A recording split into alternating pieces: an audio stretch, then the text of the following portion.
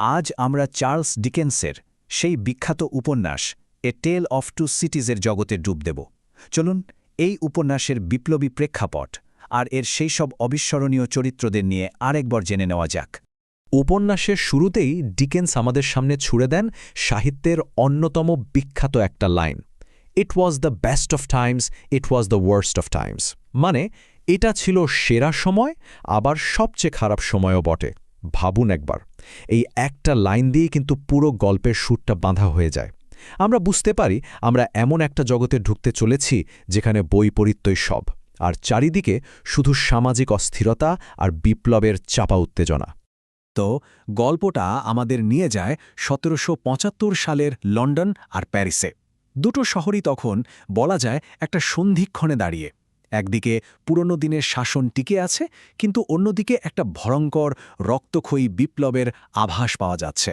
দুই শহরের বাতাসেই কেমন যেন একটা চাপা উত্তেজনা। দেখুন, ওপর থেকে দেখলে মনে হবে দুটো দেশেই তো রাজারানীর শাসন, সবই ঠিকঠাক, কিন্তু ভেতরে ভেতরে দুটো সমাজই কিন্তু ক্ষয়ে যাচ্ছিল। ইংল্যান্ডে তখন অপরাধে ভরা, আর বিচার ব্যবস্থাও ভীষণ নৃশংস। অন্যদিকে ফ্রান্সে কি হচ্ছিল? অভিজাতরা বিলাসে ডুবে আছে, আর সাধারণ মানুষ না খেতে পেয়ে মরছে। এই যে বিশাল বৈষম্য, এটাই ছিল আসলে বিপ্লবের বারুদ, শুধু আগুন লাগার অপেক্ষা। আর ঠিক এইখান থেকেই গল্পের মূল রহস্যটা দানা বাঁধতে শুরু করে। হঠাৎ একটা অদ্ভুত গুপ্ত বার্তা আসে, রিকল্ড টু লাইফ, মানে জীবনে প্রত্যাবর্তন। কার কথা বলা হচ্ছে? এমন একজনের কথা যাকে সবাই ধরেই নিয়েছিল সে আর বেঁচে নেই। এই একটা বার্তাই কিন্তু পুরো গল্পের মোড় ঘুরিয়ে দেয়। ভাবা যায়, ১৮টা বছর, প্রায় ২ দশক, ডক্টর ম্যানেট নামে একজন অত্যন্ত প্রতিভাবান ফরাসি ডাক্তারকে বাস্তিলের কুখ্যাত কারাগারে আটকে রাখা হয়েছিল। কোনো বিচার নেই, কোনো কারণ দেখানো হয়নি, শুধুমাত্র অভিজাতদের ক্ষমতার নিষ্ঠুর শিকার হয়ে তিনি যেন বিস্মৃতির অতলে হারিয়ে গিয়েছিলেন। সেই জীবনে প্রত্যাবর্তন বার্তাটা পান মিস্টার জার্ভিস লরি, একজন বিশ্বস্ত ব্যাংকার, আর তিনি তখন সঙ্গে নেন ডক্টর ম্যানেটের মেয়ে লুসিকে। লুসি কিন্তু এতদিন জানত সে অনাথ। সেই লুসিকে নিয়েই মিস্টার লরি প্যারিসের দিকে রওনা দেন তার বাবাকে ফিরিয়ে আনতে। কিন্তু তারা যখন ডক্টর ম্যানেটকে খুঁজে পেল, তখন তিনি যেন নিজের অতীতের একটা ছায়া মাত্র। কারাগারের অন্ধকারে তার স্মৃতি প্রায় মুছে গেছে, তিনি সারাদিন শুধু জুতো বানিয়ে চলেছেন। কিন্তু ঠিক তখনই তার মেয়ে লুসির ভালোবাসা আর যত্ন একটা সোনালি সুতো বা গোল্ডেন থ্রেডের মতো কাজ করে, যা তাকে ধীরে ধীরে আবার জীবনের দিকে ফিরিয়ে আনতে শুরু করে। এরপর ৫ বছর কেটে যায়। লন্ডনে ম্যানেট পরিবারটা একটু শান্তিতে থাকার চেষ্টা করে, কিন্তু ভাগ্য বলে তো একটা কথা আছে। ভালোবাসা, আনুগত্য আর সেই পুরনো বিপজ্জনক অতীত, এই সব কিছুর সুতোয় তাদের জীবনটা এমনভাবে জড়িয়ে যায় যে তাদের আবার সেই ফ্রান্সের দিকেই ফিরে যেতে হয়। আর লন্ডনে এসেই আমরা একটা নাটকীয় বিচারের সম্মুখীন হই। এখানেই গল্পের ৩টে প্রধান চরিত্র আমাদের সামনে আসে। একজন হলেন চার্লস ডার্নে, ফ্রান্সের এক যুবক, আর একজন লুসি ম্যানেট, আর তৃতীয়জন হলেন সিডনি কার্টন, ভীষণ মেধাবী একজন আইনজীবী, কিন্তু নিজের জীবন নিয়ে চরম উদাসীন। আর সবচেয়ে মজার ব্যাপার হল, এই সিডনি কার্টন আর চার্লস ডার্নের চেহারা হুবহু এক। সিডনি কার্টন লুসিকে ভালোবাসলেও সে নিজেকে লুসির যোগ্য মনে করত না। তাই সে লুসিকে একটা কথা দিয়েছিল, বলেছিল, তোমার ভালোবাসার মানুষকে তোমার পাশে রাখার জন্য আমি আমার জীবনও দিয়ে দিতে পারি। এ কথাটা কিন্তু শুধু মুখের কথা ছিল না, ভবিষ্যতের এক অবিশ্বাস্য আত্মত্যাগের বীজ কিন্তু এখানেই বোনা হয়ে গিয়েছিল। একই সময়ে ফ্রান্সে কি হচ্ছে? অভিজাতদের ঔদ্ধত্য আর নিষ্ঠুরতা যেন সীমা ছাড়িয়ে গেছে। চার্লস ডার্নের নিজের চাচা মার্কুইস এভরেমন্ড তার ঘোড়ার গাড়ির নিচে একটা বাচ্চাকে চাপা দিয়ে মেরে ফেলেন, আর তার জন্য তার মধ্যে কোনো অনুশোচনাও নেই। এই ধরনের ঘটনাগুলোই সাধারণ মানুষের মনে জমে থাকা ক্ষোভের আগুনে ঘি ঢালছিল। আর যা হওয়ার তাই হল। বছরের পর বছর ধরে জমে থাকা সেই ক্ষোভ, সেই ঘৃণা আগ্নেয়গিরির মতো ফেটে পড়ল।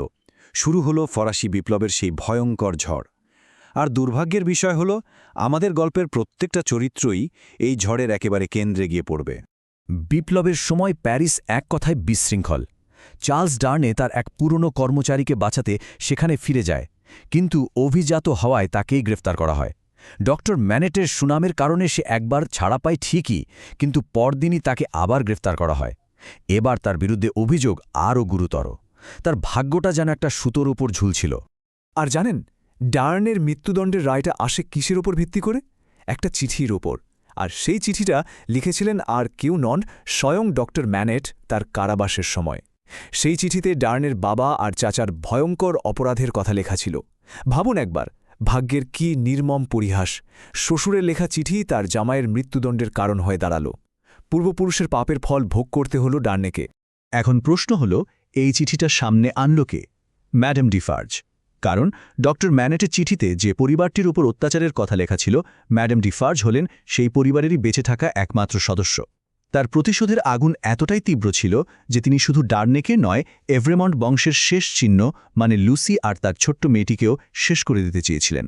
তো চার্লস ডার্নের গিলোটিনে মৃত্যু যখন প্রায় নিশ্চিত, ঠিক তখনই গল্পের সবচেয়ে আবেগঘন, সবচেয়ে অবিস্মরণীয় মুহূর্তটা আসে।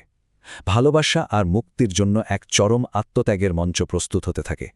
আরে এই মঞ্চের নায়ককে সিডনি কার্টন, যে জীবনটাকে সে এতদিন নষ্ট অর্থহীন বলে মনে করত, সেই জীবন দিয়েই সে তার ভালোবাসার মানুষকে রক্ষা করার সিদ্ধান্ত নেয়।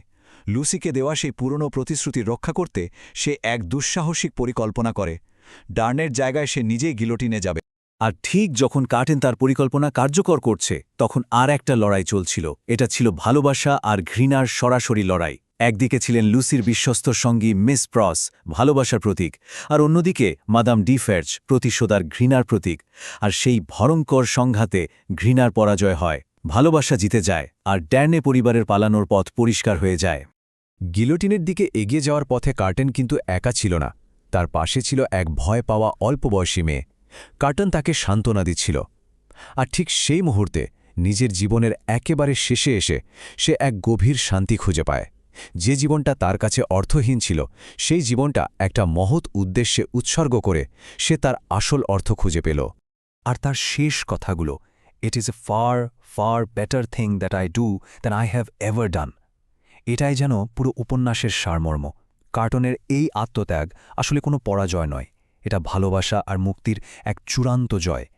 নিজের নষ্ট হয়ে যাওয়া জীবনের বিনিময়ে সে তার ভালোবাসার মানুষদের জন্য একটা সুন্দর ভবিষ্যৎ নিশ্চিত করে গেল। আর এটাই ছিল তার জীবনের সবচেয়ে মহৎ, সবচেয়ে সেরা কাজ।